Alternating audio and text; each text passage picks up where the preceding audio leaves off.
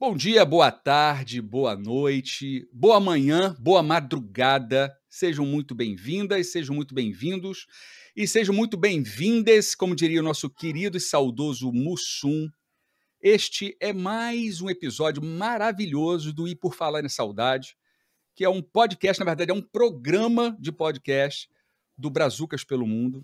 É um programa especializado em saúde, mas especialmente a saúde mental, onde a gente conversa com convidados e convidadas para que a gente entenda um pouquinho o que rola dentro da cabeça da gente ou o que rola fora da cabeça da gente. Então, esse é mais um episódio bacana que a gente vai trocar super experiências e um super papo com assuntos maravilhosos sobre saúde mental com um psicólogo. Mas antes de falar desse psicólogo, que ele é um psicólogo, digamos, um pouco extravagante, porque ele gosta de viajar pelo mundo, ele gosta de psicologizar pelo mundo, mas a gente vai chegar lá. O Brazucas pelo Mundo você pode acompanhar no site www.brazucaspelomundo.com, no nosso Instagram, brazucas.pelo.mundo. Se quiserem mandar uma indicação de um convidado, de uma convidada, pode ser tanto pelo WhatsApp, mais 581-681-1160, ou pelo nosso e-mail, alô@brazucaspelomundo.com, ou então, se quiser botar o Fábio ali na frente, @brazucaspelomundo.com. E eu queria, além disso, bater palmas para o meu editor, Masterchef top, que sempre me dá esporro, mas faz as edições maravilhosas, nosso querido Henrique da de Rosa Edições. E para quem não conhece, o Henrique também, ele é o padrinho de uma causa super bacana, que é o Buchin Cheio, onde ele mais outros voluntários, né, de forma absolutamente desapegada, ajudam animaizinhos que fazem da rua a sua casa. Então, eles alimentam cães e gatos de rua, numa cidade no Rio Grande do Norte. Então, quem quiser entrar em contato com o Henrique, no De Rosa Edições, para contribuir para essa causa maravilhosa. Tamo junto, Henrique. Me dá um desconto depois aí nas edições do podcast. Não! E hoje a gente vai ter um papo especialíssimo com um cara que a gente, toda vez que fala alguma coisa no WhatsApp, nunca é menos de 3 minutos. A gente faz um podcast a cada vez que a gente se fala no WhatsApp. Da minha parte, da parte dele, eu tento fazer em pílulas, porque se me deixar eu vou falando. Quando eu olho tem 8 minutos. Aí eu fico com pena de apagar. E eu fico com pena de mandar, porque quem ouve fica, cacete, 8 minutos de sacanagem, né? Então eu mando em pílulas para ele me responde em pílulas, mas a gente está se entendendo. Cara, Felipe, seja muito bem-vindo ao E Por Falar em Saudade. Tudo tranquilo? Olá, Fábio. Tudo tranquilo? Muito obrigado por essa apresentação. Bom dia, boa tarde, boa noite, boa madrugada para todos aqueles que sentem saudade. Se quem não sente vai sentir, né? Tô com vergonha nessa apresentação dos áudios, porque tem aquelas pessoas que falam assim, meu Deus, que horror, de gente que fala áudio de 4 minutos no WhatsApp e o nosso tá cheio de áudios de 3, 4 minutos. Que medo.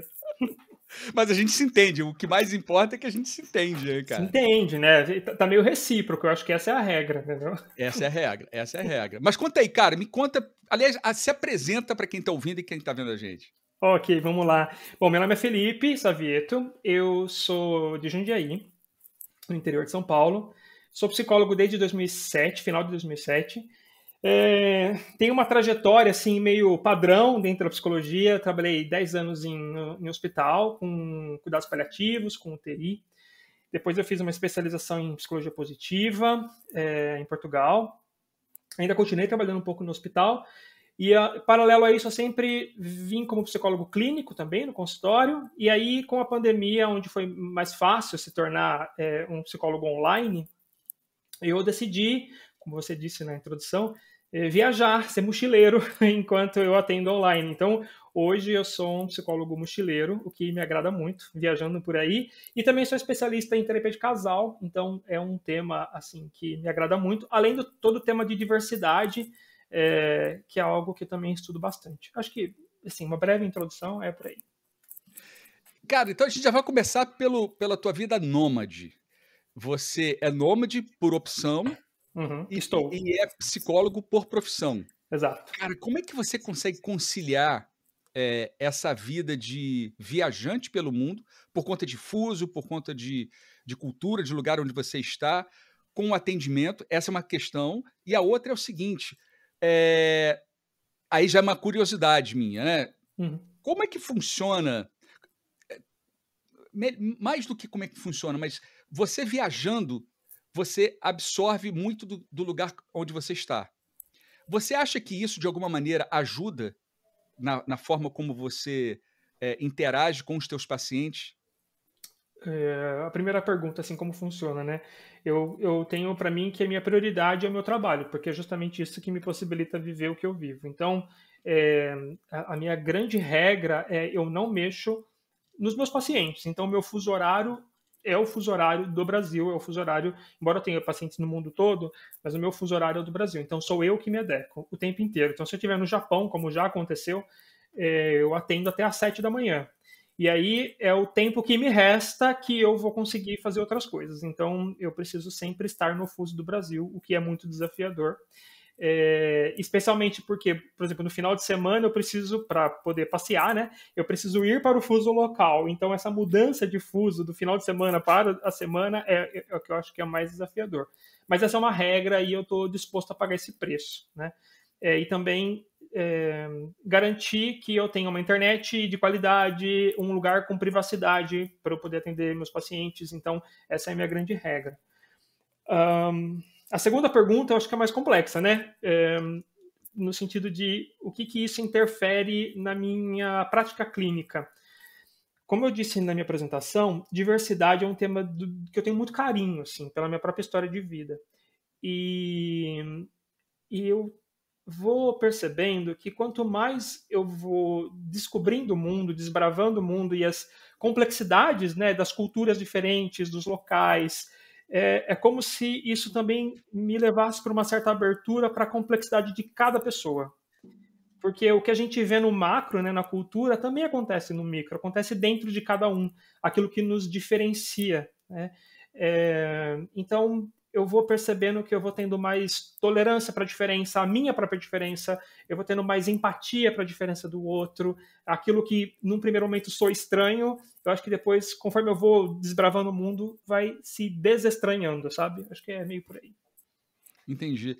Eu vou ler um trecho de um livro que eu gosto muito, que é do Contardo Caligares, Cartas a um Jovem Terapeuta. E para Saudoso ele. Contardo. Hã? Saudoso Contardo Caligares. Saudoso Contardo, cara, saudoso Contardo. Bilhete é o nome do trecho do livro dele.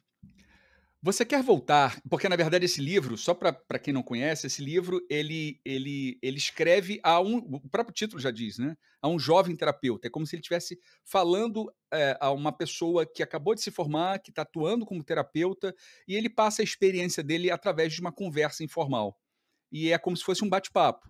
E nesse trecho aqui, que chamado Bilhete, é mais ou menos isso. Então vamos lá. Você quer voltar à alternativa entre revolução e adaptação? Eu disse sim, que o psicoterapeuta é sempre um pouco pessimista em matéria de mudança. Talvez a palavra certa não seja pessimista, mas cauteloso. E você pergunta: como você faz para aceitar qualquer realidade? E a injustiça? A sensação de que alguém está sendo abusado, a feiura do mundo. Como você reage? Você não critica? E ele diz, né? Reajo, provavelmente de um modo muito parecido com o seu. Sinto indignações e revoltas, mas antes disso, sinto que a própria realidade que me indigna não me é estranha. Vou tentar ser mais claro. Posso me opor, ser contra drasticamente e me revoltar, mas tenho um interesse incondicional pela vida como ela é, inclusive por sua feiura. O resultado desse interesse é que sou sempre crítico, só que num sentido um pouco diferente. Criticar algo, para mim, significa, antes de mais nada, entender como aquilo se produziu, como foi possível. A psicoterapia é uma arte de produzir mudança. Ora, a mudança só tem uma chance de acontecer na aceitação do que é e no entendimento da necessidade do que é. Pensar que nosso paciente não deveria ou deveria fazer aquilo ou isso nos leva quase sempre a perder de vista as razões pelas quais ele é como é. E você falou que a tua experiência como terapeuta, absorvendo essa tua vida nômade, ou sendo absorvido pela sua vida nômade, muda um pouco a forma como você encara algumas situações que antes eram em situações de estranhamento. E o que o Contardo me parece querer dizer é que a gente não deve ficar indagando o porquê do outro, mas entender ou escutar o que o outro está nos dizendo. E aí eu vou te perguntar como psicólogo que você é, mas também como viajante, como é que é a questão da escuta? Como é que funciona isso para você, como viajante, porque você está escutando outros idiomas, você está vivendo em outras culturas, e como você lida com essa escuta enquanto viajante nômade? Você quer dizer a escuta dos meus pacientes ou a A escuta escuta viajando? enquanto viajante e como isso, contribui, pra sua escuta dos seus pacientes. Ok. Eu vou fazer uma ponte com o que o Contardo diz, que eu achei lindíssimo. Eu não li esse livro ainda, o que preciso ler, na verdade.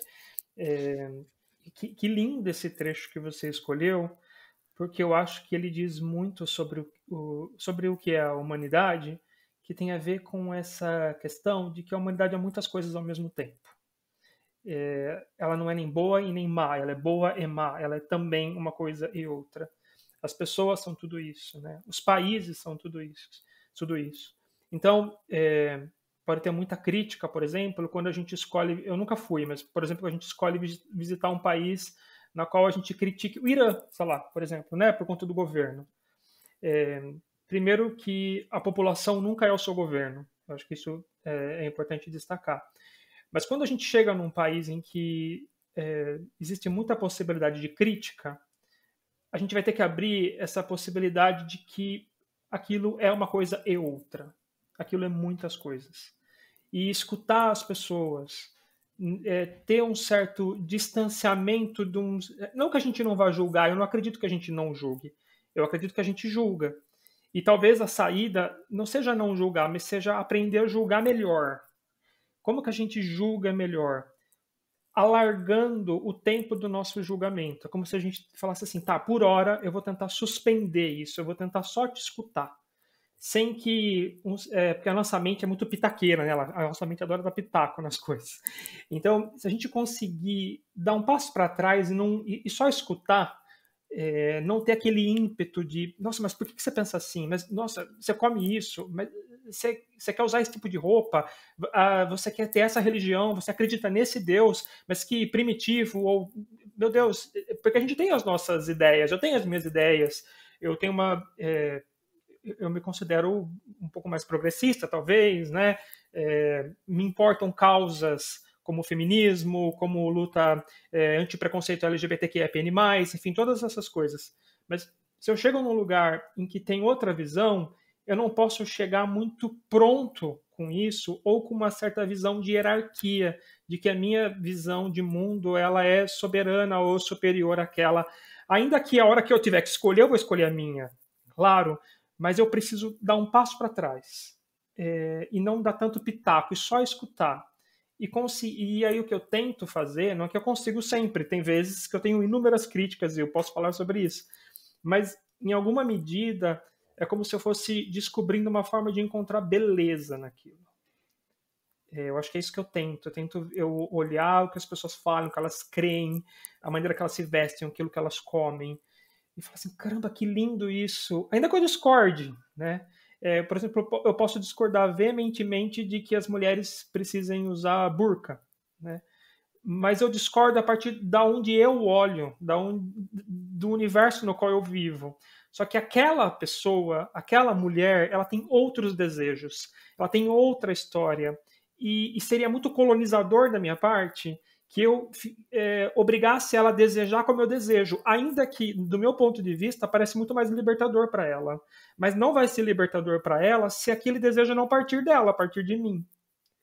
Então, eu preciso, de alguma maneira, me afastar desse julgamento, ainda que depois eu julgue, porque também não é fácil. Não é fácil não julgar, né? Mas eu tento, pelo menos, em algum momento. Você acha que, você usou o exemplo da mulher com burca, e eu nunca tinha visto uma até então, até o momento que eu imigrei. E aqui é muito comum. E eu tenho amigos que são muçulmanos que professam uma crença, uma religião, uma fé, que não é a minha, mas independente de ser ou não a minha, eles são tão parecidos comigo quanto diferentes. Exatamente o que você acabou de falar, você procura buscar a beleza, mesmo que essa beleza não seja exatamente a que você gosta de ver. Mas existe alguma beleza ali. Existe alguma coisa que você acaba agregando ao seu ser. E isso acontece com você? Acontece, por exemplo, de você, nessas tuas andanças, de você absorver hábitos, costumes, trejeitos, linguagens de outros universos que não o seu universo habitual, que seria o Brasil? Eu acho um pouco mais difícil. Eu não considero que eu tenho um bom inglês. Eu tenho um inglês suficiente para um viajante. E acho que eu tenho muitas limitações em relação ao tanto de profundidade que eu consigo chegar nas minhas conversas com as pessoas por aí, né?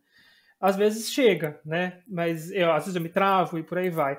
Eu vou usar de exemplo, recentemente eu fiquei pelo Brasil, viajando, né? Minha última viagem começou ali norte e nordeste, assim. E aí eu fui percebendo que tinham palavras, porque acho que a língua é um fator interessante, porque a gente sente a vontade transitando naquela língua, no caso o português, que é o que eu falo.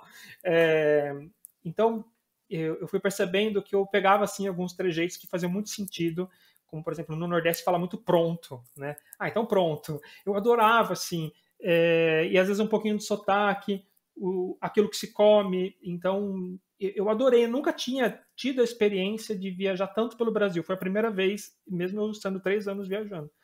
E foi muito legal, porque a língua me possibilitou isso, adentrar mais na cultura, e ir percebendo tudo isso que você falou.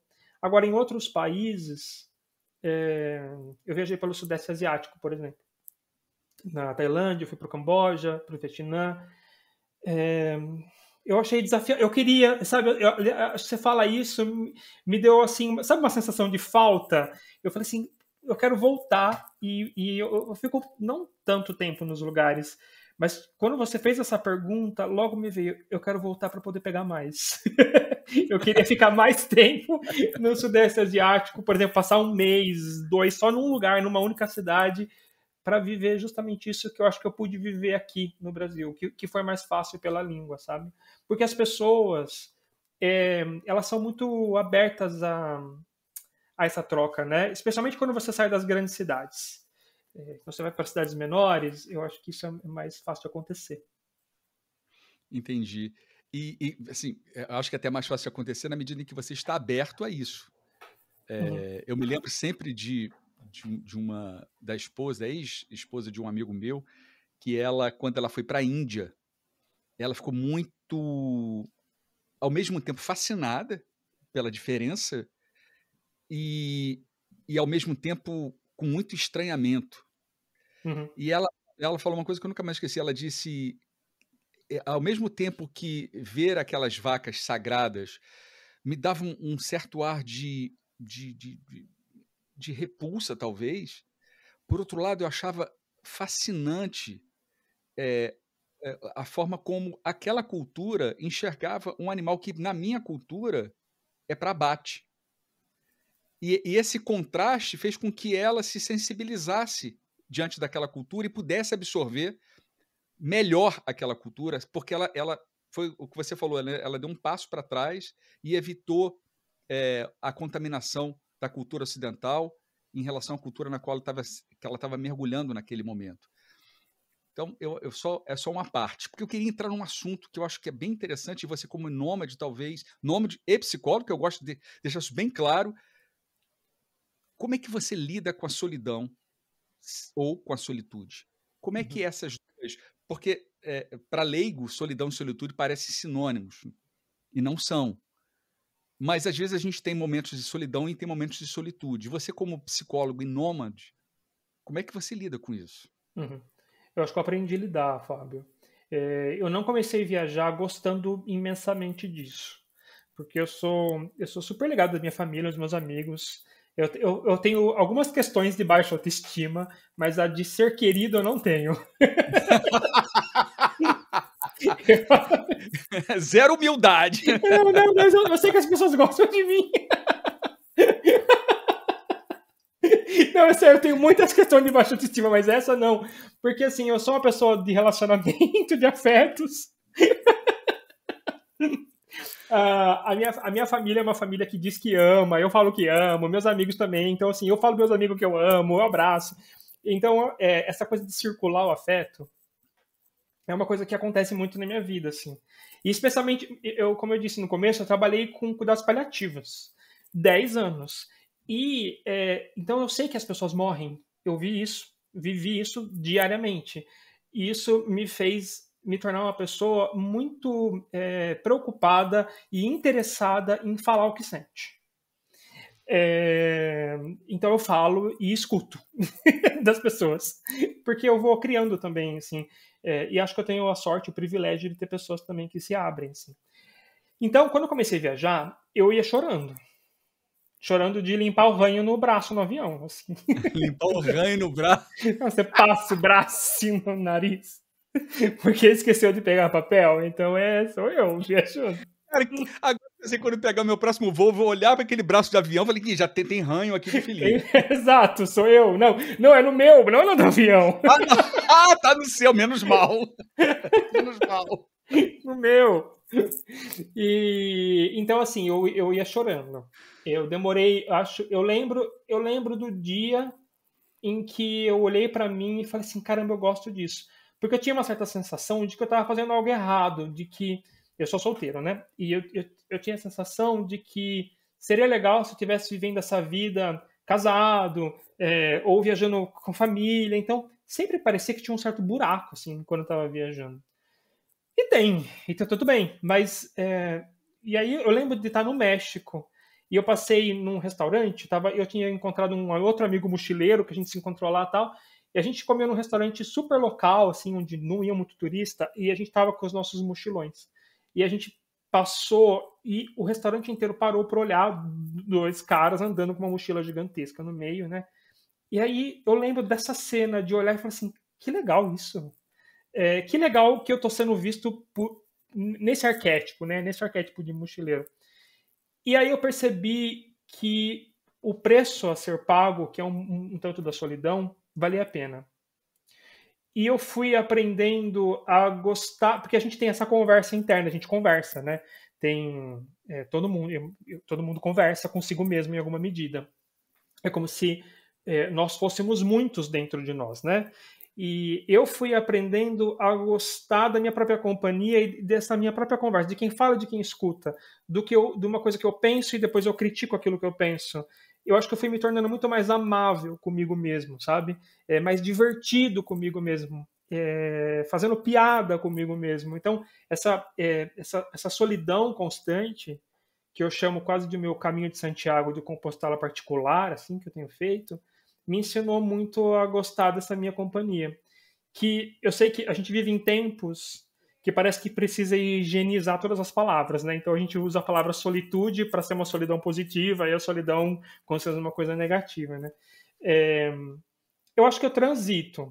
E então tem vezes que é demais e tem vezes que eu falo que delícia estar sozinho, que delícia estar comigo nesse lugar, tendo a minha própria conversa, vendo isso. Tem dias que eu adoraria ter alguém para chegar num lugar e partilhar, né?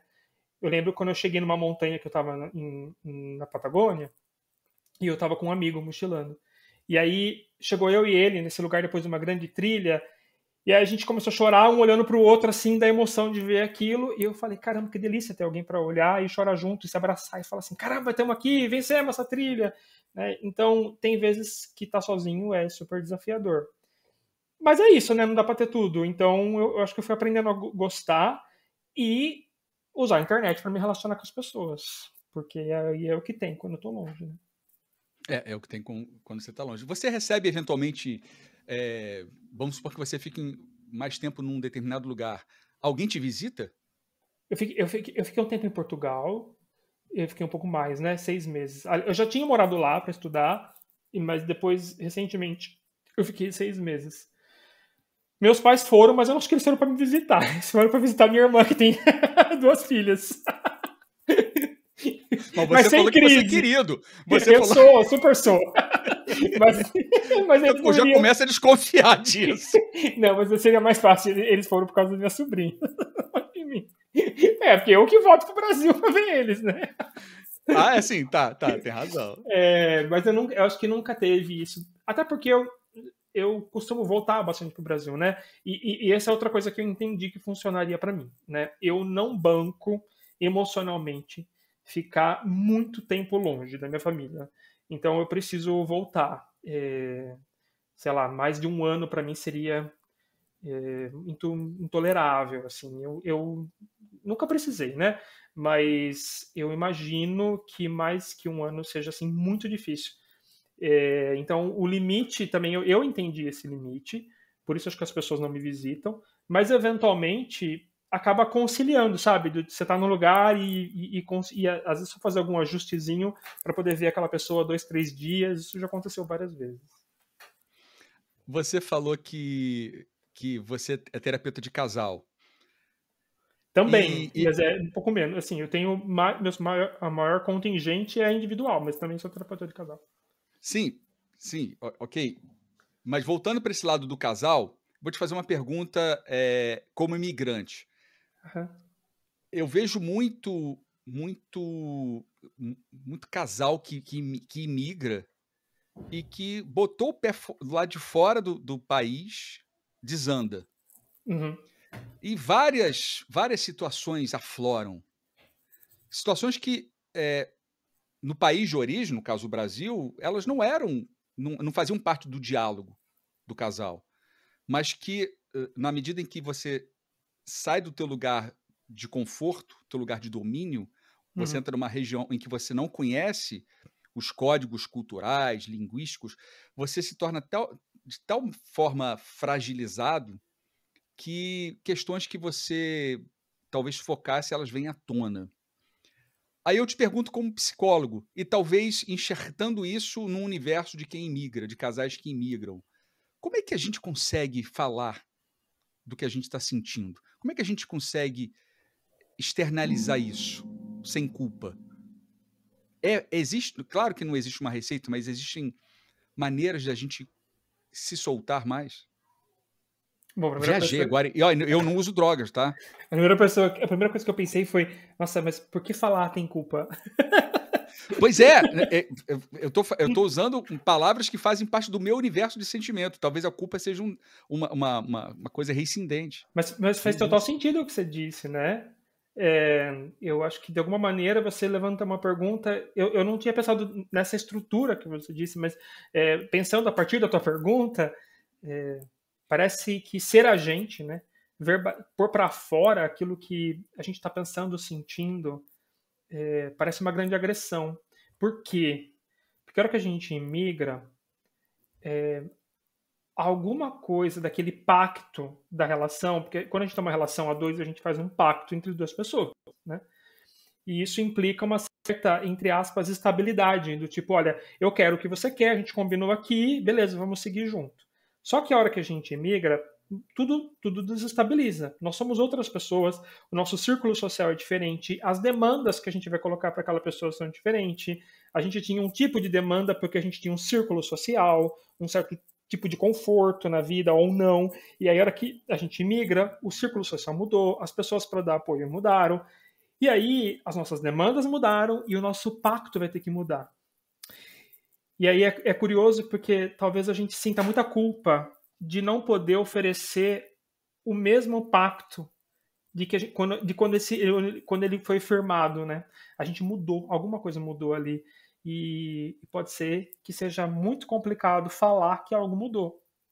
Que a pessoa está pedindo demais do meu apoio, que ela está me sobrecarregando, ou que eu estou precisando de mais apoio do que ela está oferecendo, de que eu estou sentindo saudades demais da pessoa e eu vou ter que te sobrecarregar de afeto, de carinho, e o outro talvez não possa oferecer aquilo. Percebe que tudo muda?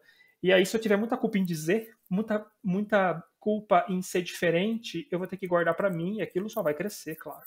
Cara, Felipe, trazendo para minha realidade de imigrante, e no que eu observo dos brasileiros que imigram para cá, vou te jogar uma pergunta assim, bem te bate pronto. Por que é tão difícil para nós homens mudarmos?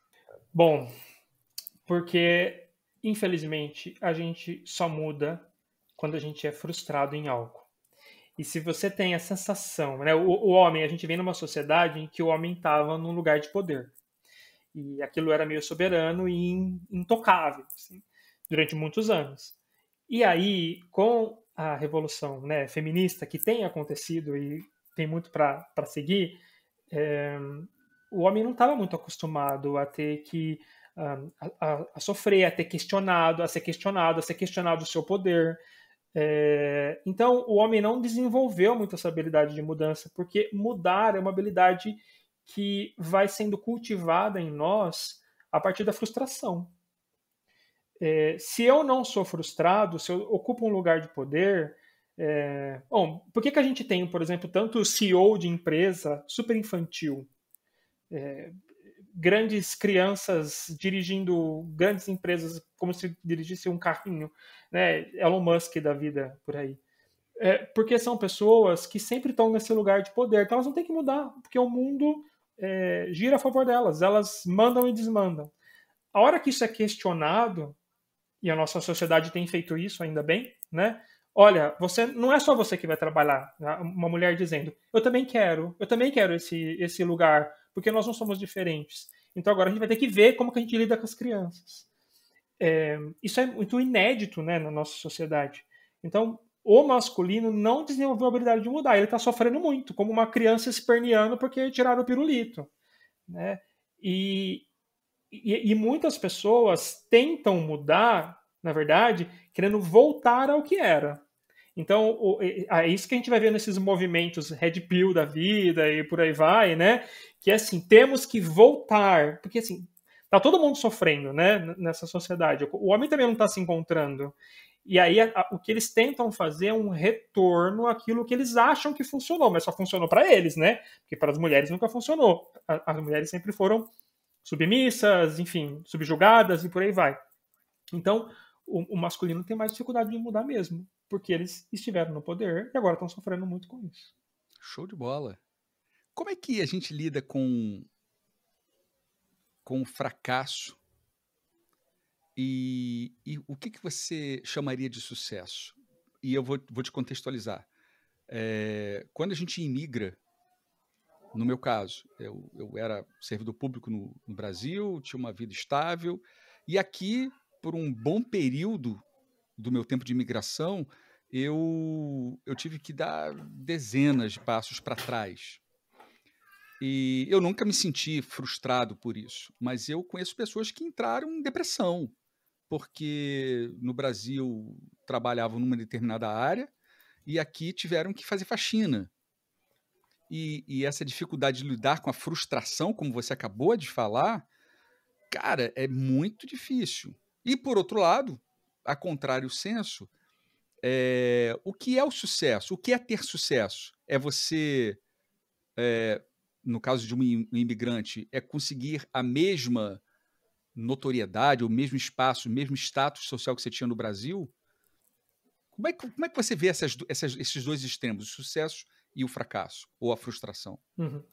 Eu acho que volta na questão de como a nossa sociedade hoje é mais complexa, né? Talvez no passado, e não posso falar por todo mundo, até porque, enfim, a gente não estava lá para saber, é a nossa visão do passado, mas aparentemente no passado, o que era sucesso e fracasso era mais fácil de determinar.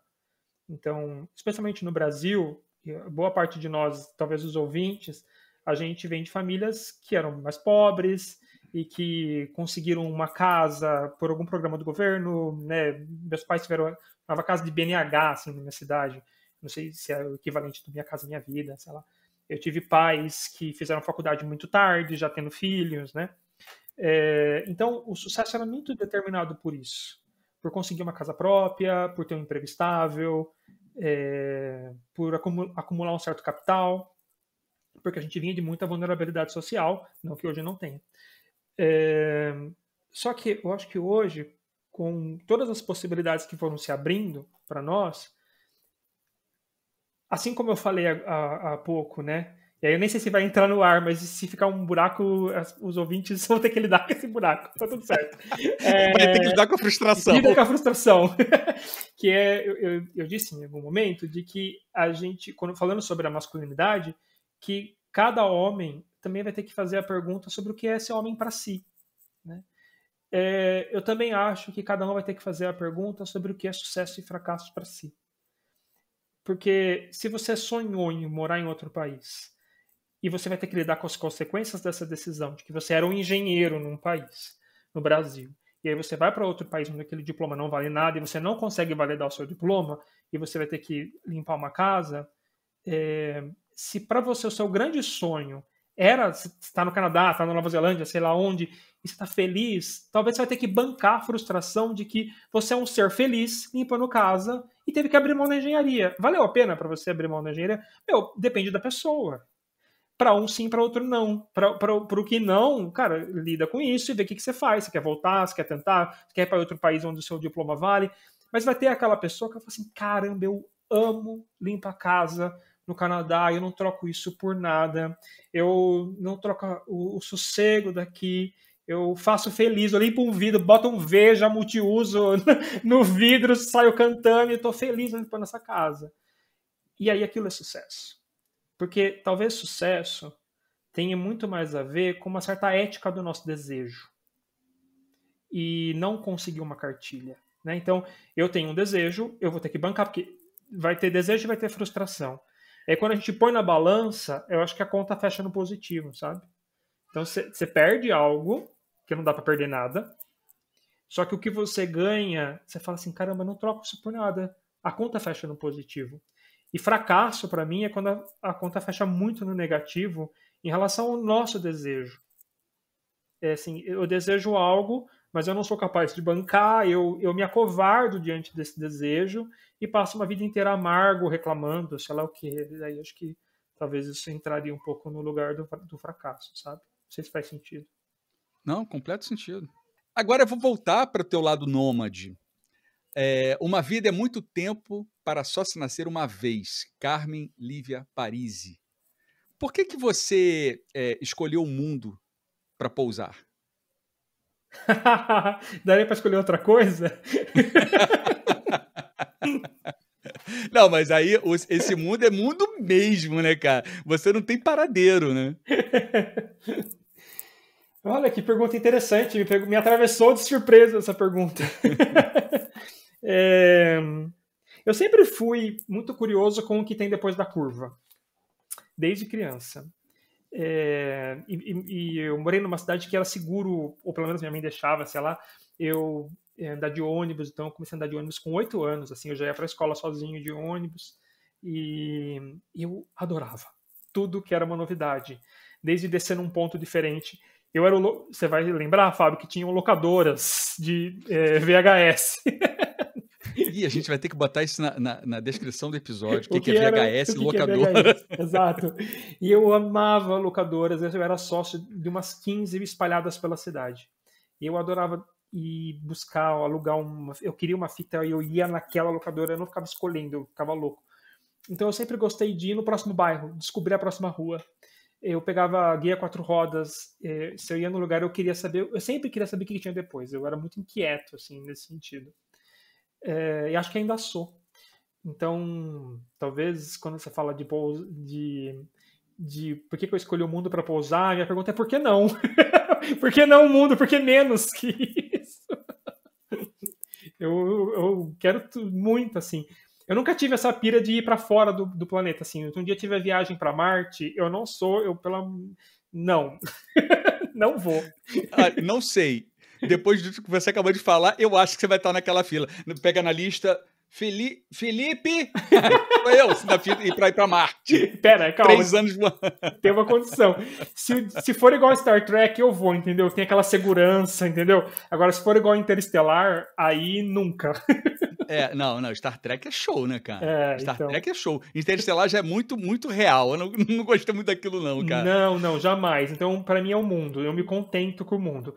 Se um dia eu não vou estar aqui, não vou estar vivo, tudo bem. Mas vamos supor que eu estivesse, aí, como Star Trek, eu iria. O universo seria, né? Mas é isso, eu sou muito inquieto, eu sempre quero ver. Às vezes eu me meto em muita roubada, assim, andando, porque eu tô andando num lugar X, daí eu falo, você olha um prédio ali, você mira e fala, o que tem ali?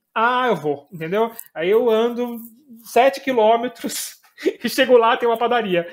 Beleza, tudo bem, como uma coisa e volto. Então eu gosto, eu sou desses. Você me passa uma inquietude diante da vida. Você acha que a tua experiência trabalhando muitos anos com, como é que você falou que você trabalhou Cuidados 10 paliativos. anos? Cuidados paliativos. Isso, cuidados paliativos. Você acha que essa essa urgência da finitude, que eu não sei se as pessoas que estão ouvindo a gente sabem, mas elas vão morrer. Você Vamos. acha que essa finitude, ela te deu esse sentimento de saber o que está depois da curva? Ou enfatizou ainda mais isso que você traz desde criança? Então, foi um processo, né? Porque, por outro lado, isso me atrapalhou. É engraçado essa minha reflexão. Porque, sabe aquela pergunta que você faz assim, do tipo, se você soubesse que hoje seria seu último dia de vida, o que você quer fazer, né? E a minha resposta, como eu te disse, que eu me dou bem com a minha família, né? A minha resposta era sempre, eu ia sentar com a minha família e comer uma coisa gostosa, dar risada e conversar, visitar meus amigos, abraçar todo mundo. Essa era sempre a minha resposta. Só que isso fez com que eu tivesse muito medo. É como se eu estivesse sempre respondendo essa pergunta e eu nunca ia para longe. Porque eu estava sempre vivendo como se fosse o último dia da minha vida. Então eu estava sempre perto da minha família. Eu era, e acho que ainda sou, muito ligado à minha família, né? Porque essa resposta ela circulava muito na minha cabeça durante esse tempo todo. Então eu tenho que ficar perto, porque a vida acaba. Então já que ela acaba, eu vou ficar perto, né, das minhas irmãs, meus amigos, da minha família, todo mundo.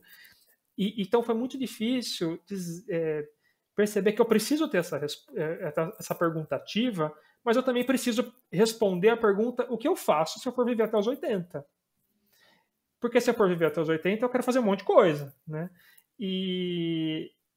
Então eu tive que manter as duas perguntas: o que eu faço se eu morrer amanhã, o que eu faço se eu viver até os 80? E lidar com a complexidade que é viver com a combinação dessas perguntas, né? Então, acho que eu aprendi a falar, não, eu vou ser inquieto, eu vou correr riscos. Por exemplo, eu perdi meu avô e minha avó viajando e não voltei para o velório, não tinha dinheiro, assim, seria muito difícil. Tanto meu avô como pessoas queridíssimas que me criaram, assim, foi bem difícil, mas eu também não sinto culpa, assim, porque eu entendi que eu queria estar onde eu estava, eu tinha o apoio deles para estar onde eu estava, eles queriam que eu estivesse onde eu estava, e eu me conectei com eles à distância, assim. Então, eu fui trazendo essa inquietude para esse lugar meu que também tem medo de ir para longe, sabe? Foi uma dificuldade, um desafio. Mesmo quando tudo pede um pouco mais de calma, até quando o corpo pede um pouco mais de alma, eu sei, a vida não para. A vida não para, não. Será que é tempo que lhe falta para perceber? Será que temos esse tempo para perder? E quem quer saber? A vida é tão rara, tão rara. Você acha que para você viver a vida como você vive hoje, do que você precisa? Ou do que alguém precisa? De Lenine, né?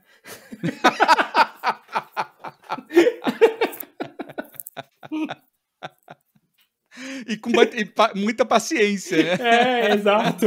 O Lenine tocando e cantando e pronto, a vida.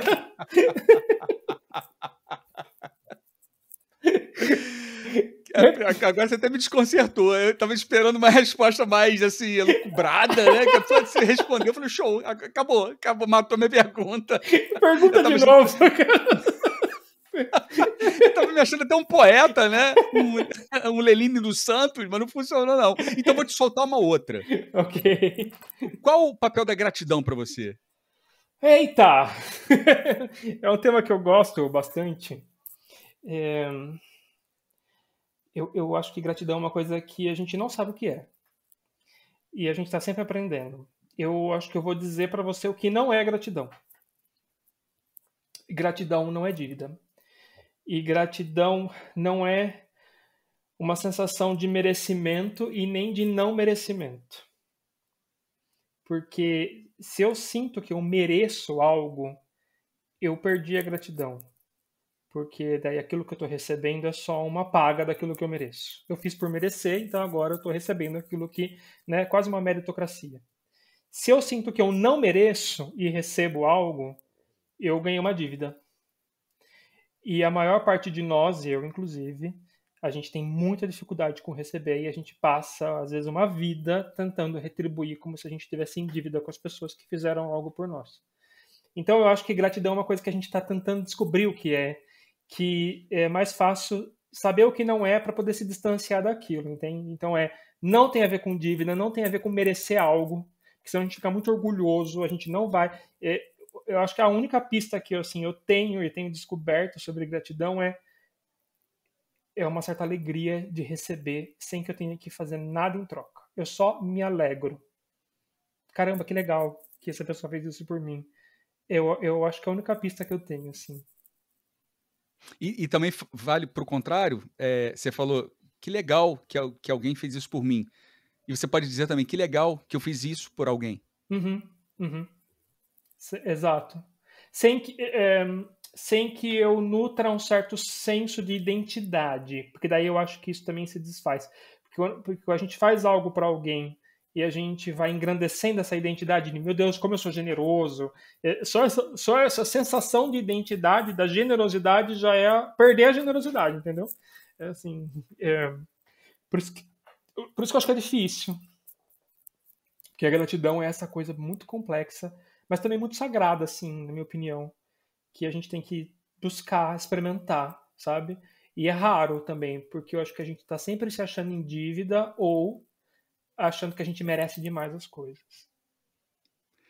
Eu estava ontem vendo um vídeo de uma monja francesa, mas ela repete de alguma maneira o que a monja Cohen fala sempre quando pergunto para ela por que ela raspa os cabelos. E ela fala que aquilo é o momento que o monge ou a monja eles entram naquela ordem e raspar a cabeça é uma forma de deixar para trás as vaidades, deixar para trás aquilo que te prende a alguma coisa. Então você não usa bijuteria, você não usa nada disso. Por outro lado, isso é um ritual. Porque se por um lado ela raspa a cabeça para se desprender de alguma coisa, por outro lado ela usa uma vestimenta que a identifica a alguma outra coisa. Uhum. E quando você falou que a gratidão você não pode se enaltecer dela, porque ela deixa de ser gratidão, e você também não pode se culpar a partir dela, porque também você perde a gratidão. Uhum. Eu acho que isso também vale para a generosidade. Só que, por outro lado, eu fico pensando, cara, mas não faz parte um pouco, por sermos humanos, de considerar que se sentir envaidecido, de ajudar alguém, também não faz parte do jogo? Eu acho que faz, sim. A gente não precisa ser tão também purista em tudo, né? Mas aí eu não sei se isso seria generosidade. Porque acho que a gente pode gostar de ajudar, né? Não tem nada de errado com gostar, até com se envaidecer. Eu sou psicólogo, acho que eu me envaideço de ter um trabalho em que eu contribuo para as pessoas. Mas eu não sei se eu colocaria isso na conta da generosidade, entende? Isso é uma coisa do meu trabalho. Eu acho que na generosidade, talvez esse engrandecimento da identidade talvez seja um problema.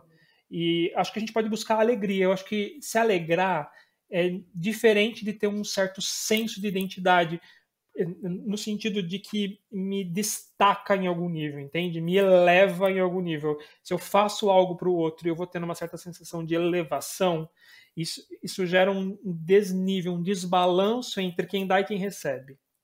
E aí acho que é um problema, entende? Quando vai se estabelecendo, sabe essa coisa, até talvez por isso o mundo seja tão desigual, porque as pessoas que são generosas, elas não são de verdade, elas adoram que tenha a desigualdade para elas poderem ser generosas, entendeu?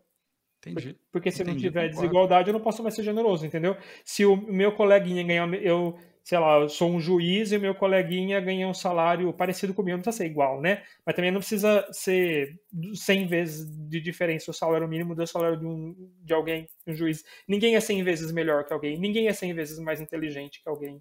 Isso não existe, na minha opinião, né? Só que a gente tenta manter essa ordem na qual eu tenho mais para poder sempre dar para alguém e me sentir muito generoso porque eu estou doando, eu não sei quanto. Se você fosse uma palavra, qual seria? Meu Deus! Se eu fosse uma palavra? Meu Deus, Fábio! A gente vai ter que ficar 15 minutos em silêncio. Silêncio talvez seja uma.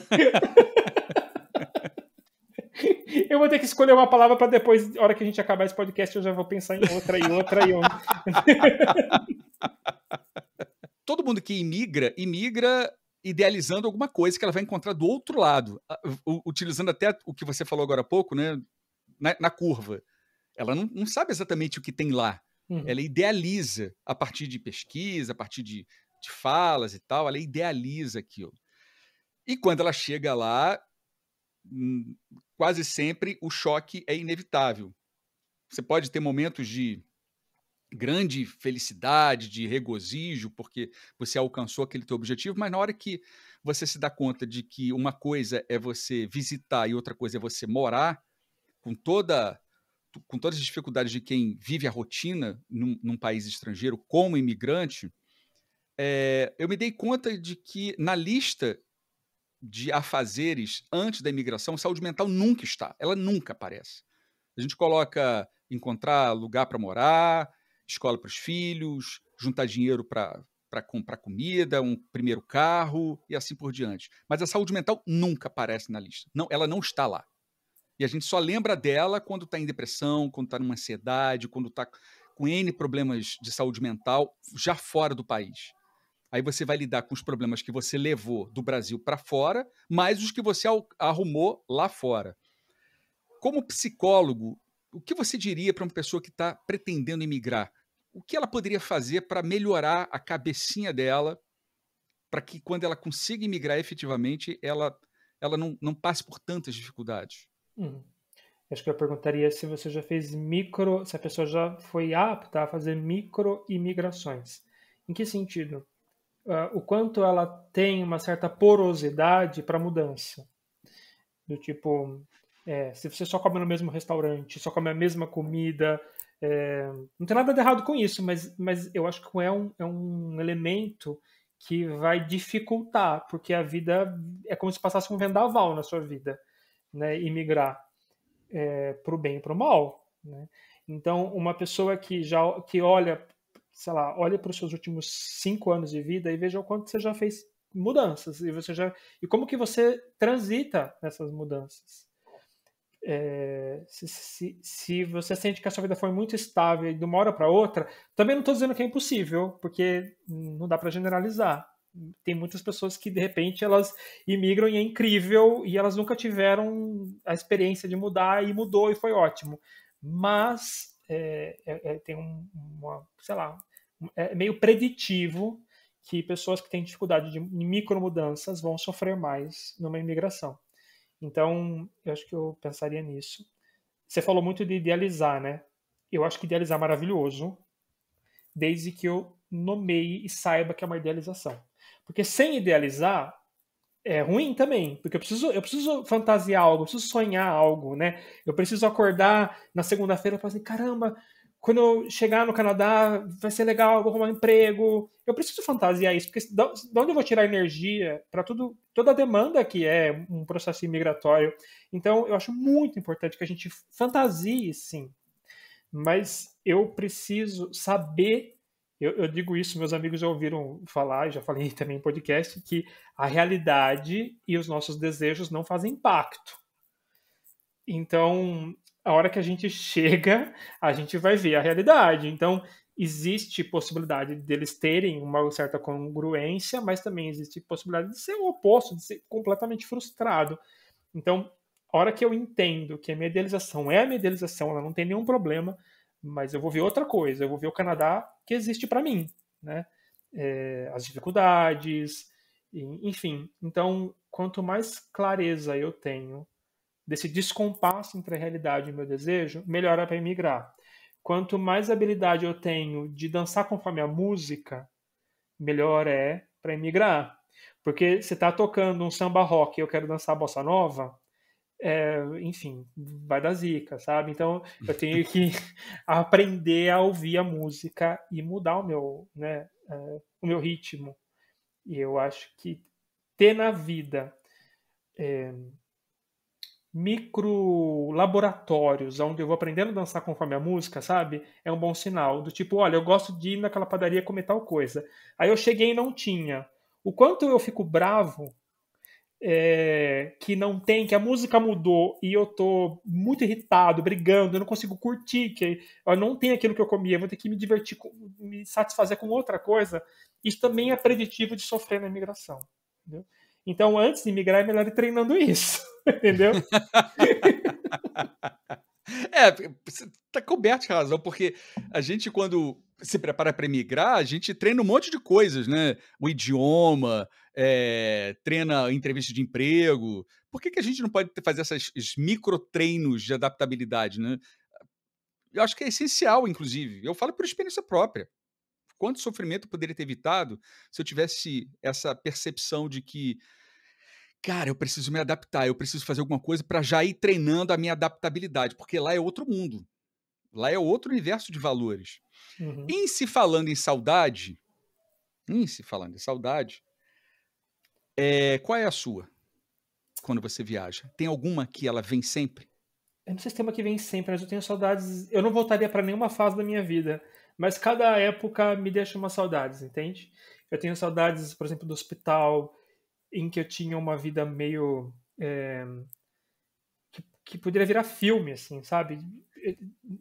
Das pessoas, do que eu conversava com as pessoas, de ver as pessoas morrerem e ver uma beleza nisso, e ver o que elas estão pensando no último dia de vida delas, o que elas aprenderam, o que elas se arrependeram, chorar junto, tá com uma equipe de saúde que eu tenho uma saudade gigantesca de discutir caso, de lutar por um paciente junto, sentar assim, médico, fisioterapeuta, enfermeiro, eu psicólogo, e a gente vê que um paciente super querido vai fazer aniversário, a gente faz uma força-tarefa. Eu já fiz casamento em hospital, batizado por imersão na água, eu fiz coisas muito legais, eu tenho muitas saudades, embora eu não voltaria por nada é muito forte, mas mas aparentemente eu não tenho vontade hoje de voltar, por exemplo, para o hospital, né? E eu gosto que seja uma saudade. Eu gosto que seja algo na qual eu fui muito feliz, mas hoje eu acho que eu não seria mais feliz. Eu tenho saudades da convivência que eu tenho com outros amigos. Eu fui muito religioso no passado, né? Não sei se eu já te falei isso. Já te contei isso? Acho que não. É o Não? bom momento de se contar agora. Eu fui monge. Você foi o quê? Monge. Ah, não acredito. Sério? Sério. Eu não era bem monge, né? Falava tipo irmão consagrado, mas é tipo um monge católico, tá? Bem no início da vida adulta, assim, com 19 Que anos legal, até. cara. Hoje eu não sou cristão, assim, mas eu tenho umas saudades. Eu não tenho vontade de ser cristão hoje, não faz mais sentido. Mas eu tenho umas saudades de estar com aquelas pessoas, de cantar um louvor de mão erguida, que era uma delícia. Cantar um louvor de mão erguida foi ótimo. Era maravilhoso, assim. Não tem mais nada a ver comigo hoje, sabe? Isso. Mas, caramba, faz parte da minha história, me construiu. Eu tenho um carinho gigantesco por todas essas coisas que eu vivi. Então, tenho muitas saudades. Saudades de amigos, saudades. Mas eu quero que fique como saudade, assim, entendeu? Tipo, não é uma saudade no sentido de se eu pudesse viver de novo, se eu viveria? Não viveria. Eu tenho saudades e tenho gratidão por essas coisas. E ponto, quero viver o que vem depois. O que tá depois da curva. O que tá depois da curva, exato. Na tua mochila, o que tem que estar sempre? Olha, remédio. Eu trabalhei no hospital, eu tenho uma neurose. De que eu não uso muito remédio, mas eu preciso tê-los. Então, e é curioso porque eu nunca passei mal, nunca fiquei doente, mas é sempre um medo. Então, eu levo antibiótico, por exemplo. Enfim, precisa ter remédio. Eu gosto de me sentir seguro nisso. Minha camiseta preta, que quem assistir meu kit básico, sempre, tipo, sabe o guarda-roupa da Turma da Mônica, assim, que tudo igual? É o meu, com a camiseta preta. Não é a mesma, não tá fedidinha, assim. Eu nem perguntei isso, você que tá dizendo. Não, ela tá limpinha, eu levo várias iguais. Que mais? Eu acho que eu não tenho muito apego, assim. Eu não tinha pensado nessa pergunta, mas eu acho que eu não tenho alguma coisa que eu preciso ter além dessas que eu te falei. Então, essa camiseta preta, remédio. Acho que é isso. Isso você falou de coisas materiais. Agora eu Aham. vou jogar uma pegadinha, claro, porque senão não tem graça, né? O que você leva sempre na sua mochila que não pode faltar, mas de conteúdo mais subjetivo? Tá. Acho que as pessoas na minha vida, assim.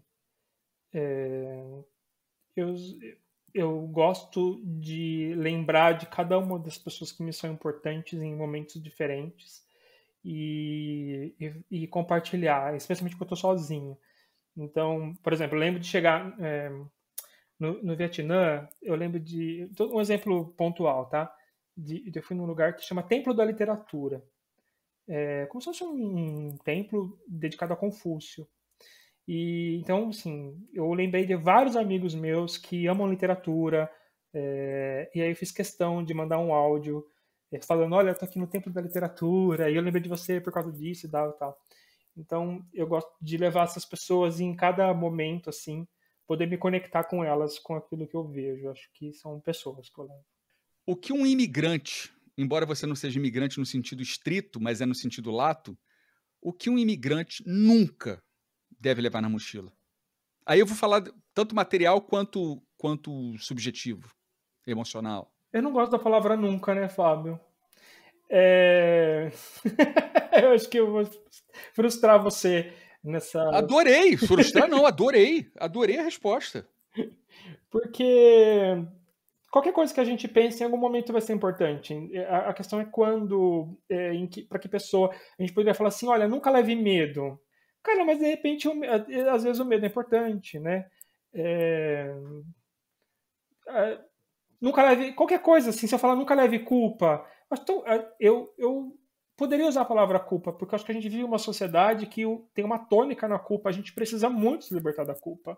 Mas, eventualmente, a gente pode ter que se sentir culpado, não tem nada de errado com isso, né? Então, eu não gosto da palavra nunca. Você me fez lembrar uma. Eu sigo um podcast acho maravilhoso chamado Sexoterapia. Conheço. E. A Conhece? Ana Então. Canosa. Então, a Ana Canosa, ela estava numa. Aliás, não foi nem a Ana Canosa, acho que na verdade tinha acho que uma convidada, estava a Ana Canosa e a pessoa que faz a apresentação, que eu A esqueci o nome dela Bárbara. aqui agora, a Bárbara, exatamente. E elas estavam falando sobre relacionamento e tal, e uma delas falou assim: cara, você tem que entender o seguinte. Nós somos humanos, cara, vai ter dia. A gente procura sempre ter o equilíbrio e tal, manter paciência, tolerância, blá, blá, blá. Mas tem dia que você vai surtar e que você vai ficar puto com teu namorado, tua namorada, teu companheiro, tua companheira. Vai ter um ciúme doentio. Vai surtar. Cara, você é humano, se permita isso, cara. Não ache que você tem que ser perfeito o tempo todo, porque tem hora que você vai surtar. Depois você volta ao normal. Depois você volta para o equilíbrio. Mas, porra, não fica achando que não pode sentir isso, não pode sentir aquilo, né? Tem hora que vai acontecer, cara. Total, eu acho que quem não surta nunca, esse controle é enlouquecedor. Acho que a gente pode Não, quem aprender não a surta surtar nunca já mesmo. tá surtado. Não tá surtado, assim, morreu alguma coisa ali, entendeu? Acho que a gente pode surtar por coisas melhores, assim, evoluir, entendeu? Tipo, não surtar porque caiu o sorvete ou porque o parquinho tá fechado. A gente pode surtar por coisas melhores, assim, mais dignas de serem surtadas, mas nunca. Aí eu acho que é um grande problema, né? Não, com certeza. Vem cá, você como terapeuta, como psicólogo, que indícios você identificaria numa pessoa que está no limite de um burnout, por exemplo? Essa tensão, né, que parece que a pessoa está sempre guardando as emoções, ela não tá leve, ela não tá fluida, ela tá tensa, né? Ela não relaxa. E eventualmente vai escapando algumas agressividades, assim, nas palavras, em coisas desmedidas, então a agressividade vem muito maior do que aquilo demandaria de certa agressividade. Parece que a pessoa está descontando, ela está usando uma licença poética para algo muito maior. Então, você disse um não para ela, ela já solta uma agressividade assim grande. Atenção, eu acho que ser mais recluso, É óbvio que tem estilos de cada um, mas uma pessoa que você já sabe que ela é sociável num nível, né? Ela tem um certo padrão que você conhece ela, sei lá, há tantos anos, e você vai percebendo ela ficando cada vez mais reclusa, negando convite. Eu acho que são indícios preocupantes, assim. Em homens, como eu até te disse no áudio, né? É, não burnout, mas depressão em homem costuma aparecer mais com raiva do que como tristeza.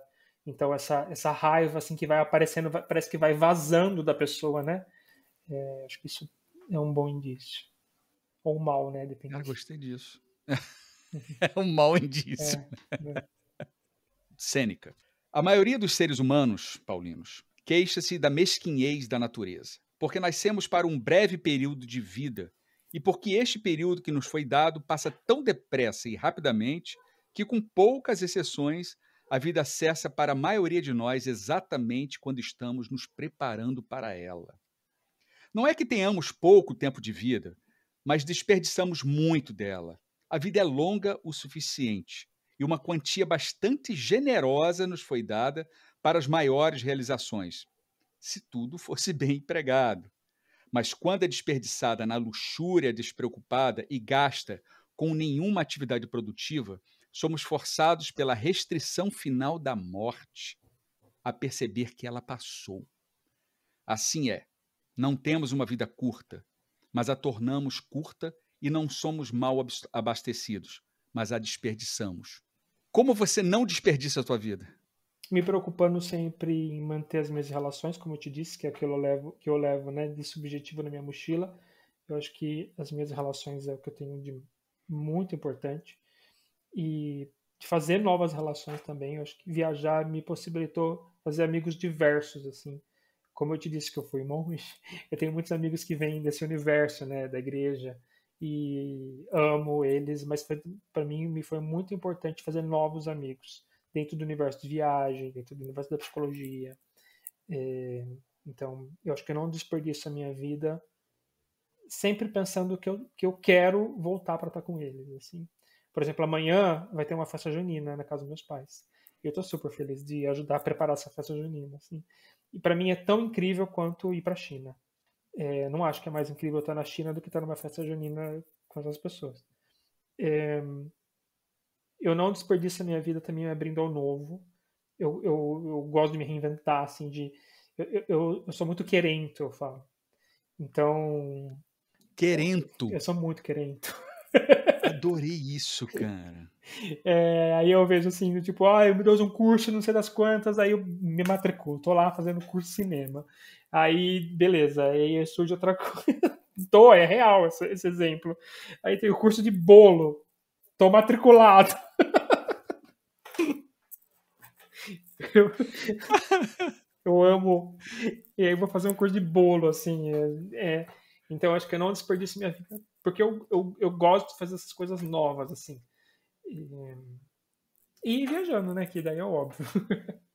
Mas interessante o que você falou agora, porque eu não lembro se foi algum filósofo que falou isso, não me lembro exatamente quem foi, mas eu me lembro que, além desse filósofo, eu tive um professor meu do mestrado que eu fiz, e ele falava uma coisa que eu achava muito interessante. Ele dizia o seguinte: aliás, ele fazia uma pergunta para a turma, porque era uma turma de pessoas de várias formações, né? E ele perguntava: quem aqui é engenheiro? Aí todo mundo levantava a mão. Quem é advogado? E assim ia por diante, né? Aí ele falava assim: você que é engenheiro, você faria. Eu não vou falar fazer bolo, né? Porque não era a pergunta dele, mas ele perguntava uma coisa absolutamente diferente. Você faria filosofia hoje? Aí a pessoa, não, acho que não. Mas por quê? E a pergunta ela era muito provocativa porque ela te colocava numa situação em que você se percebia fechado ao mundo. Você fazia engenharia, você tinha etiqueta da área de exatas. E isso não te permitia ir na área de humanas. E ele dizia no final, né, ele falava, cara, você pode ser um excelente astrônomo e um puta de um filósofo, de um poeta. Por que não?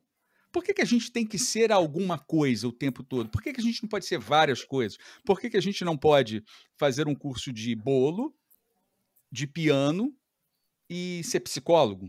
Uhum. Por que não? E eu gravei isso, porque a gente fica muito engessado, né? Ah, você tem que ser isso e é aquilo. Você tem que se especializar. E eu me lembro, sim, agora eu me lembrei de um outro professor de filosofia, quando eu fazia filosofia no UFRJ, fui conversar com ele sobre mestrado, e ele falou: olha, você tem duas opções. Você pode ser aquela pessoa que mergulha, mas fica na superfície. Então você vai longe, mas você nunca vai para baixo, porque você está sempre na superfície. Ou você pode ser aquela pessoa que mergulha e vai fundo, mas sempre no mesmo ponto. Ou você pode ser aquela pessoa que viaja entre os dois universos, mas essa pessoa vai ser criticada, porque não é o comum. O comum é você escolher uma das duas. E nunca mais me esqueci essa reflexão que ele fez, né? Por que não? Por que não fazer um curso de bolo? Por que não ser um querento, como você acabou de falar, né? Eu amo essas novidades. Eu me meto assim, em muita confusão. E eu sei que eu queria mais do que eu dou conta. Você termina? Termino, assim, esse de cinema, por exemplo, não acabou, mas eu amo as aulas, eu amo o professor, eu gosto muito. Mas eu tive que... Você sabe fazer um bolo? Se eu falar assim, faz um bolo agora. Faço um bolo delícia, meu bolo é uma delícia, sério. Me comprometo a fazer um bolo de fubá. Não, você vai ter... Pô, bolo de fubá, eu não como um há muito tempo, O meu é uma cara. delícia. Uma amiga minha que faz aqui de vez em quando, ela é de João Pessoa. Caralho, até salivei aqui agora. Então você vai terminar o teu curso de cinema para fazer a filmagem de você fazendo um bolo do teu curso de bolo. Não, mas esse de cinema é mais para de crítico, assim, não tanto para gravar. Mas primeiro que eu fui tendo que aceitar a minha mediocridade, né? Porque eu não vou a fundo. Eu não dou conta, assim. E aí antes eu acho que eu me desautorizava um pouco. Do tipo, eu preciso saber muito. E aí por exemplo, esse curso é real, tô fazendo esse curso de cinema. Eu não fico prestando tanta atenção para decorar o que ele está ensinando de semiótica, o que aquele diretor quis dizer, qual que é a técnica. Eu adoro saber sobre isso, mas boa parte do que foi ensinado eu esqueço. Porque é muita coisa que está acontecendo na minha vida, assim. E antes eu me criticava muito por isso, porque eu queria ser intelectual. Hoje eu já me desapeguei da ideia de ser intelectual. Eu acho que eu me divirto, assim, entendeu?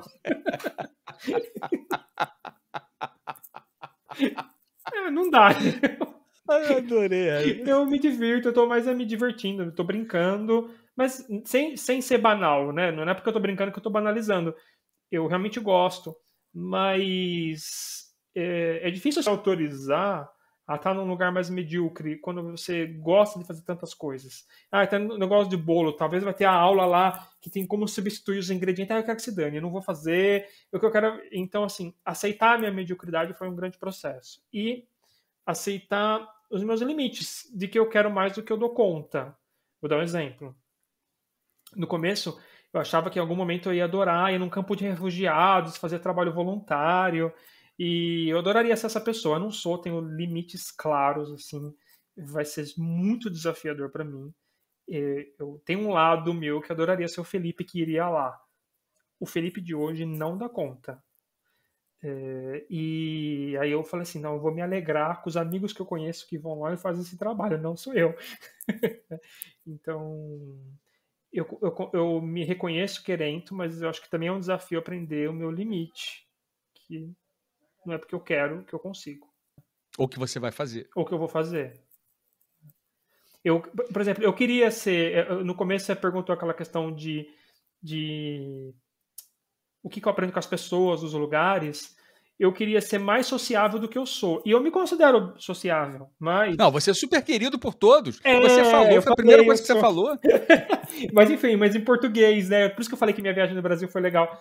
Daí eu não me sinto tão sociável assim em inglês. E eu queria que a minha limitação da língua não fosse um problema, mas é para mim. Eu ainda não consegui ultrapassar isso. Eu gostaria que existisse uma outra versão de mim que chegou no Vietnã, fez um monte de amigo e dizer para você assim, nossa, eu tenho uma família que se eu for passar o Natal no Vietnã, eles estão lá me esperando. Eu não tenho isso para te contar. Né? E eu adoraria ter. Então, eu acho que também lidar com essas minhas limitações na viagem e não me ausentar desse lugar, porque eu acho que no começo, se eu não conseguisse atingir o patamar que eu idealizei, o Felipe que fez uma amizade no Vietnã e vai ter a família lá esperando para o Natal, eu talvez deixaria de viajar, por me sentir muito frustrado nessas idealizações. E hoje eu acho que eu também tenho aprendido a lidar também com essas frustrações, sabe? Tipo, não dou conta, beleza. Vida que segue. A vida que segue. Você me fez lembrar um querido amigo, já falecido, mas tá aqui comigo sempre. Eu lembro sempre do sorriso dele, o Rostan. Ele falava assim: "Olha só, você não vai para Paris para ver a Torre Eiffel, você não precisa nem ficar em Paris uma semana. Você só tem que chegar em Paris, tirar uma fotografia em algum lugar que mostre que você está em Paris, e você vai inventar um lugar, ou você vai pegar um lugar que exista, mas que ninguém vá, e diga que você foi, mesmo que você não tenha ido." Mas como assim, Rostam? Por exemplo, se você chegar em alguém, você fala assim: "Ah, eu fui a Paris." E a pessoa: "Você foi na Torre Eiffel?" "Ah, não, Torre Eiffel, batida, eu fui em tal lugar." E a pessoa: não, mas lá é um lugar só para quem mora lá, eu conheço muito bem." Mentira, ele nem foi lá, entendeu? Mas ele sempre falava isso: você tem que ter o glamour, você tem que estar saindo sempre por cima. Eu É adorava muito isso que ele único, falava. né? Você tem que ser único. Beijo, Rostão, onde quer que você esteja. Cara, quais são os seus projetos agora? Você está no Brasil, está com suas lindas e queridas afilhadas, né? São Sobrinhas. afilhadas ou sobrinhas? Sobrinhas. Sobrinhas, Elas não sobrinhas, são sobrinhas. batizadas, assim, não, são minhas sobrinhas. Sobrinhas. E quais são os seus projetos? Bom, tem uma viagem aí chegando, dia 23 de agosto, que eu vou fazer meio que uma volta ao mundo. Eu vou... Nossa, eu tenho vergonha de falar, mas tudo bem. Eu vou para Cuba, depois eu vou para Noruega, depois para Geórgia, o país, não o estado, e daí eu vou para China, para Coreia e para Nova Zelândia. Não tenho todas essas passagens aéreas porque eu sou o louco da passagem aérea que procura passagem todos os dias e não é exagero, é diário mesmo. Assim, eu acordo, daí você vai tipo olhar o Instagram e eu vejo se tem uma passagem barata. Então, essa viagem surgiu, óbvio, baseada em lugares que eu quero conhecer, mas também por oportunidades de bons preços, assim. Então, é meio assim que eu vou montando a minha viagem, tentando conciliar lugares que eu quero conhecer e bons preços, né? Então, minha passagem São Paulo-Havana, eu paguei R$ 600, assim, uma pechincha. R$ 600? R$ 600, exato. Mas aí eu não tenho a passagem de Havana para a Europa que eu estou procurando diariamente essa. Senão não adianta nada eu pagar 601, enfim. Então, mas vai dar certo porque eu tenho, não é uma esperança cega, assim, eu entendo um pouquinho e às vezes eu monitoro até a lotação do voo, sabe? Então, eu estou apostando que vai dar certo. Então tem essa viagem, aí tem mais uma outra que eu volto e vou para os Lagos Andinos, que eu quero ali na Patagônia, e tem mais uma também já em andamento, que eu quero ficar um tempo na Itália, e na Sicília, mas no sul da Itália. Então essas são minhas 3 próximas. Eu tenho aprendido a me dedicar um pouco mais no Instagram, que é super desafiador para mim. Eu estou há 3 anos viajando, quase não postei fotos. E aí eu decidi, foi uma decisão que eu queria estar um pouco mais presente. Então esse é um grande projeto, assim, conseguir ter consistência na minha decisão de estar presente no Instagram. Porque eu tenho gostado um pouco desse lugar de falar, ainda que seja desafiador ao mesmo tempo. Mas por que é desafiador? Eu acho que tanta gente, eu acho que a internet é um lugar que tem tanta gente falando, e eu não sei se precisa de mais alguém falando. Sabe quando você tá passando o dedo assim no Instagram e do nada pula, sempre pula alguém te falando alguma coisa, sabe? Eu falo, mais uma pessoa falando. Eu vou ser mais uma pessoa falando no Instagram. Mas ao mesmo tempo, eu também gosto de dividir. Eu sei que tem pessoas que vão se conectar com a maneira que eu gosto de falar. Eu lembro, eu tenho um amigo que ele falou assim: mas você não tá falando, tipo, seu público não é psicólogos, por exemplo, né? Porque eu tava meio que criticando que eu não me acho tão erudito, assim, né, nas coisas. Eu falei, não é, porque eu gosto de falar minhas reflexões, mas ao mesmo tempo ter um pezinho em ser meio engraçado e tal, o que eu acho muito desafiador, para mim é muito desafiador, mas eu gosto. Então, meu público é outro, assim, né? E talvez as pessoas que me conheçam. Então, eu estou aprendendo a lidar nesse lugar. E ser exatamente aquilo que eu acho que a internet está cheia, né? De gente falando. Mas tem muita gente falando qualquer coisa. Tem, concordo. Sim. Mas também tem muita gente boa. E aí, se você fizer uma curadoria interessante, você vai conseguir ter boas pessoas falando, né? E você é uma delas. Aí, uma outra pergunta, que eu fiz uma pergunta sobre a tua vida nômade. Você tem algum projeto para a tua vida de psicólogo, de terapeuta? Tem alguma coisa aí fervilhando nessa cabeça, especialista em cinema, bolo, corte e costura e pintura em porcelana chinesa? Olha, eu nunca fiz de pintura, eu tenho vontade. Ih, pra que eu fui falar? Mas eu acho que eu tenho 2 mãos esquerdas, sabe? Assim, então não sei se vai ser bom. Olha, sabe que não tem, mas eu acho que tem algo que eu não sei nomear ainda. Eu tenho gostado muito do curso de cinema. E eu percebo que eu não vou querer viajar assim como eu viajo por muito tempo. Eu falei isso uma vez e já continuei. Então pode ser que a gente se encontre e eu vou dizer tudo que eu disse aqui. Tá tudo bem, né? Mas a princípio eu vislumbro que eu vou parar e viajar. E aí eu não. Minha clínica, né? Ela tem ido bem, assim. E aí eu penso que, a hora que eu parar de viajar, eu não gostaria de completar o tempo que vai abrir de espaço na minha vida com uma clínica cheia, abarrotada, assim.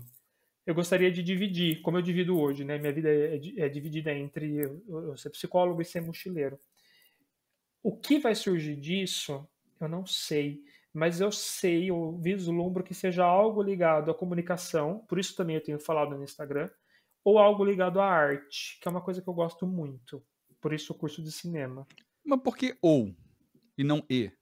Não, talvez eu não sei. É que eu realmente não sei. Sabe que eu não sei o que vai surgir disso.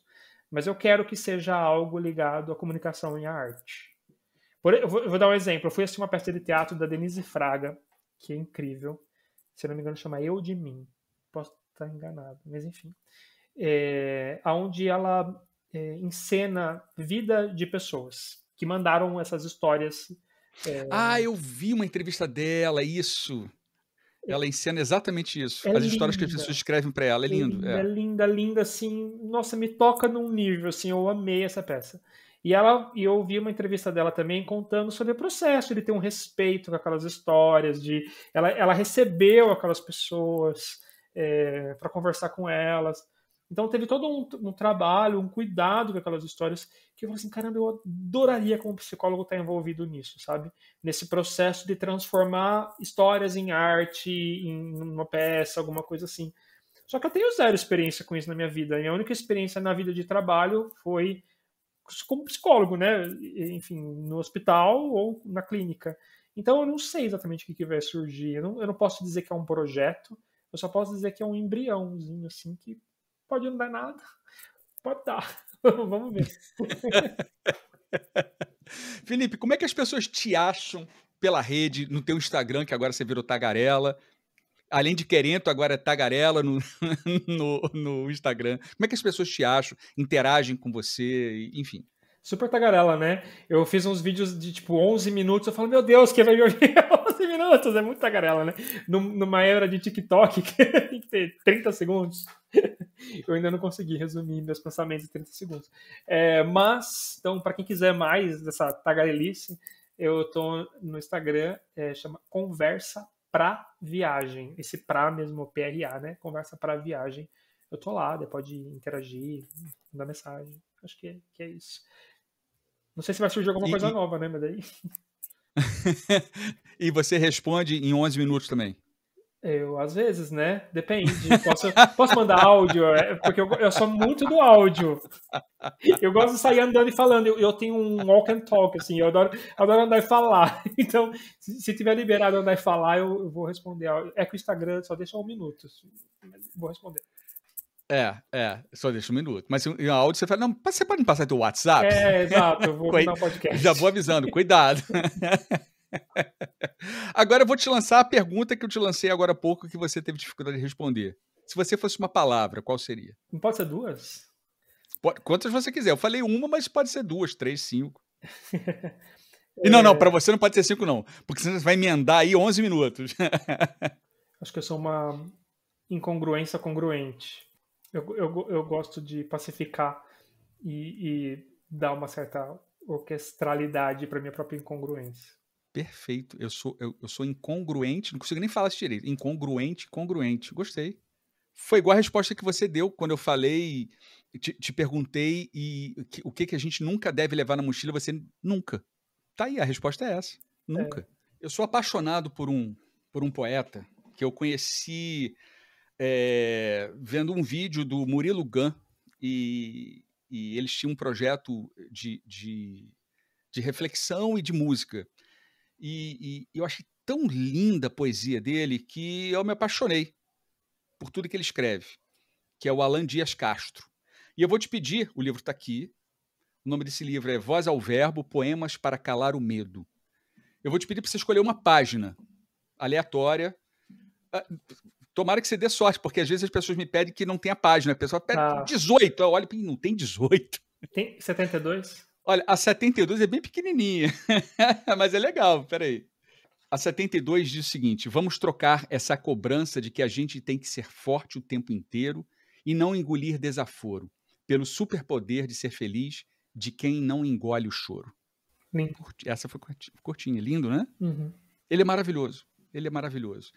E como você escolheu uma curtinha, eu vou dar sequência na página 73, que é chamada Armadura, e esse eu conheço. Quando você não demonstra um sentimento para parecer que é seguro, está revelando uma insegurança imensa. Quem confunde amor com dependência acha que retribuir um eu te amo é carência.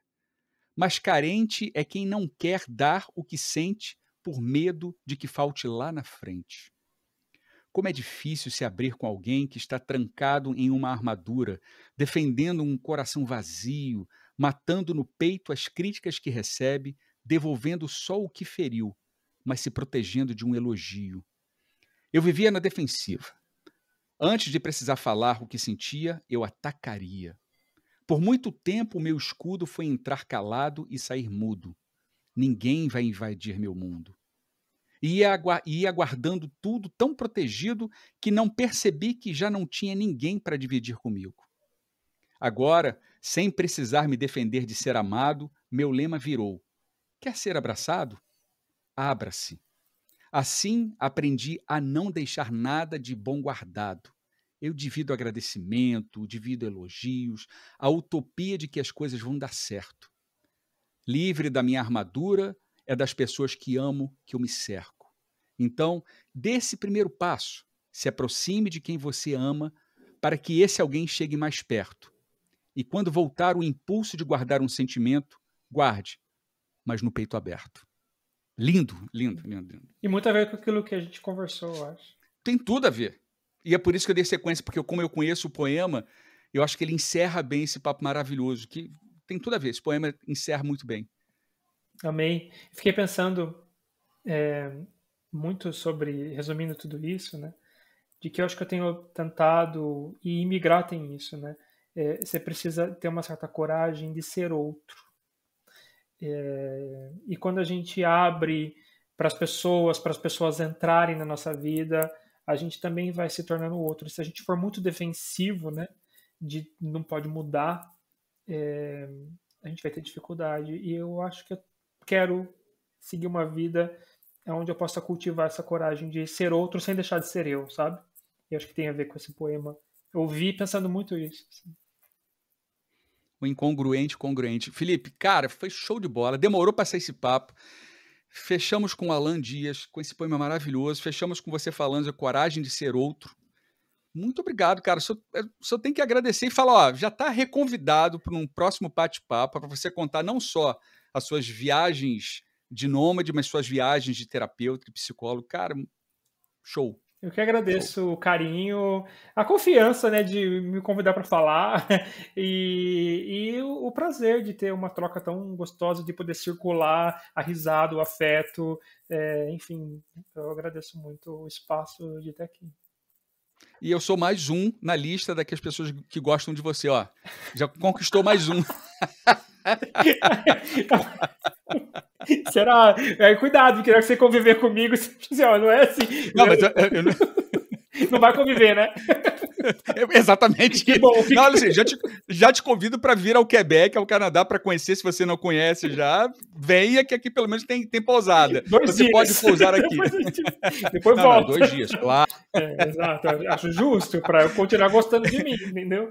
Pois é, eu só te admito vir aqui quando você tiver com o bilhete de viagem para o outro lugar. Fechou.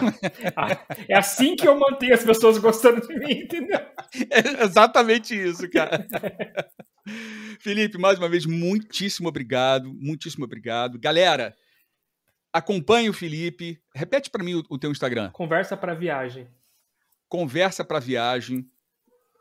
São reflexões muito legais. Ele está trazendo isso agora no Instagram, falando um pouco dessa vida dele, que ele leva, das reflexões que ele leva nessa vida de nômade. Cara, sigam não, porque detesto essa palavra, seguir parece coisa de maníaco, né? Eu não gosto disso não. Acompanhem, aproveitem, absorvam o que é de bom. E eu, como eu sempre digo, né, faça o bem, não importa onde, não importa como, não importa quando, apenas façam bem, jogue energia positiva para o universo, que ela vai voltar para você com toda certeza. Querem acompanhar também o Brazucas? O nosso site, www.brazucaspelomundo.com, o nosso Instagram, brazucas.pelo.mundo. Se quiser mandar um alô, seja pelo WhatsApp, +1 581 681 1160, ou por e-mail, né? alô@brazucaspelomundo.com. Quem está ouvindo a gente, muito obrigado de coração aberto, cara, pelo privilégio de ter você como meu ouvinte, nosso ouvinte, pelo privilégio de ter você vendo a gente aqui, interagindo, falando. E é isso, galera. Olhando para frente, sempre com boas energias e vamos em frente. Até a próxima!